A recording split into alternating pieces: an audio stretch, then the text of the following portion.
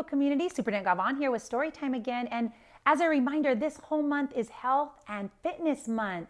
That's a national kind of focus and that theme. And so we want to continue to give you tips on how to meditate, get ready for bed, to do really good things for your heart, your mind, and your soul. And so tonight I get to read to you Listening to My Body, which is really important that we listen to our body when we need to pay attention to signs of being maybe sick or things that you need to move around because you need to be more healthy. So I'm going to read that to you tonight. And I'm also going to give you one more tip from our bedtime meditation book, okay? So thanks so much for being here. I hope you had a really great day at school today.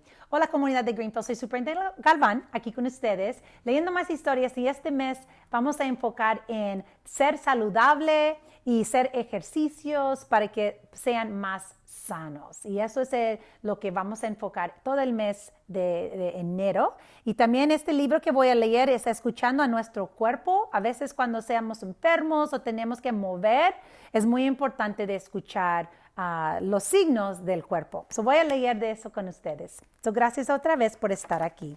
Y luego también voy a dar otro consejo para poder dormir, porque ya sé que las vacaciones siempre es un tiempo un poco alegre. All right, so we're going to read Listening to My Body, and this is by Gabby Garcia, is the author. So here we go. My body is my friend. It tells me lots of things. I yawn when I'm tired. My stomach growls when I know I'm hungry. And sometimes I get goosebumps when I'm old, or when I'm cold. Sorry about that. That happens on its own without me even doing anything. I say things, then I notice things happening, but I need to start paying attention to my body, and so can you. When I pay attention to and listen to my body, I notice there are different sensations that I feel. Sensations are feelings, physical feelings, that we all have inside and outside of our bodies. For example, if you start getting cold and sweaty and breathless, those are examples of sensations. Have you ever felt you were getting hot or sweaty? Well, let's practice rubbing your hands together quickly for 30 seconds. What do you notice? Is there heat? So he wants us to do this. So go like that with your hands. Woo! My hands are getting really hot. So that's a sensation that you feel because it's getting hot in between your fingers. So he wanted you to notice how that's hot. The sensation in my bodies are always changing in my body. There are things when my body is wiggly and squirmy, and that's like I have ants in my pants. At other times, my body is super calm and still. Sometimes the beat of my heart is like a gentle tap, very slow, and sometimes it's like a pounding drum. When I have a pounding drum is when I'm running all over the place, or maybe after recess with you. I can also listen to my body for clues about how I feel about the things happening around me. For example, feelings are not good or bad. They are just feelings that you experience.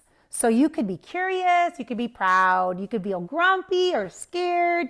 Those are all feelings that we have, and we have to pay attention to what our body does when we have those feelings. What I've learned from listening to my body is that sensations and feelings go together.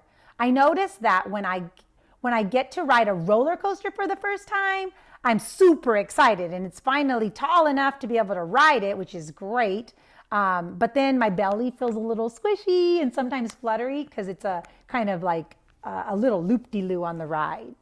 And when I get off the roller coaster, sometimes I feel tingly all over my body, and my eyes are like saucers because I smile and say, whoa, that was awesome. So those are also ways to listen to our body. Sometimes when I'm sad, I get a lump in my throat, and it makes it hard for me to talk or breathe. Soon, warm tears roll down my face, and I try to not cry, but I do.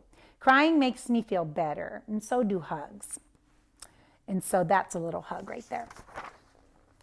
My mom once explained to me that sensations and feelings are like waves in the room. Some come crashing, and while others are gentle, and they always come and go. We cannot stop the waves from coming, but we can pay attention to them and learn how to deal with them. And sometimes my skin gets burning hot, and my jaw and my fists start feeling like rocks. That happens when I get angry. And that is a feeling that we need to work through. And sometimes I stomp my feet and I slam the door, which isn't good, but my feelings make me do that. But then I remember to take deep breaths. when those things happen. And I blow out my lips. I breathe in my nose and out my lips, in my nose and out my lips. And that helps me calm right down. So that's good advice whenever you're feeling like you're getting angry. You want to just calm yourself down.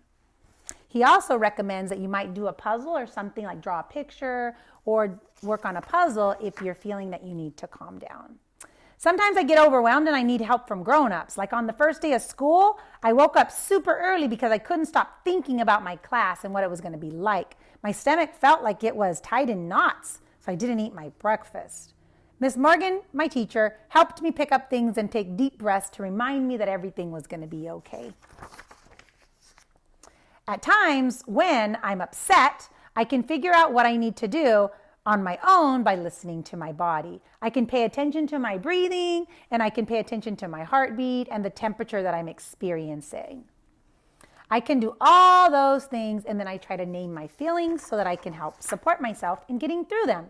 Listening to your body and naming what the feelings you have is very important. And when you practice learning how to deal with them, you can feel better. And that's it, boys and girls. Listening to your body is very important. So listen to your belly, listen to your breathing, your heartbeat, your temperature if you're getting hot, your energy level, and the sensations that you're feeling. And there you go. Listening to my body is something that's super important for you to do every day when you're having something that you're dealing with. All right, and your tip for tonight before you go to bed is called a high five. So this is really cool. What I want you to do is lay down, be comfortable on your bed or on the floor or wherever you're sleeping, and I want you to close your eyes. And when you close your eyes, I want you to make a hand with 5. I want you to take a deep breath and out. Take a deep breath in and out. And with your 5 fingers, what you're going to do is you're going to say something that you did today that was good. And you're going to name 5 things before you go to bed. The first thing you did is you woke up and went to school. So I'll give you that one. Great. Name another thing that you did. Could be that you played with a friend outside on the recess, but you think about yours. Third thing is you smiled at someone that was walking by that looked like they were sad. That's an idea. What did you do? 3. Number 4, you're smiling at your parent right now that is helping you watch this story time. That's 4. And then 5, you got into bed when you were supposed to and you listened to your parents. 5. So 5 things that you did good. So I want you to think of those 5 things before you fall asleep tonight, all right? And then you're going to take that 5 and you're going to give your mom or your dad or whoever's next to you a high 5. And then you're going to go to bed, all right? So that's your job for tonight. Thank you so much for being here for story time. I'm Superintendent Galvan with the Greenfield School District, sending a great big bear hug from our family to yours.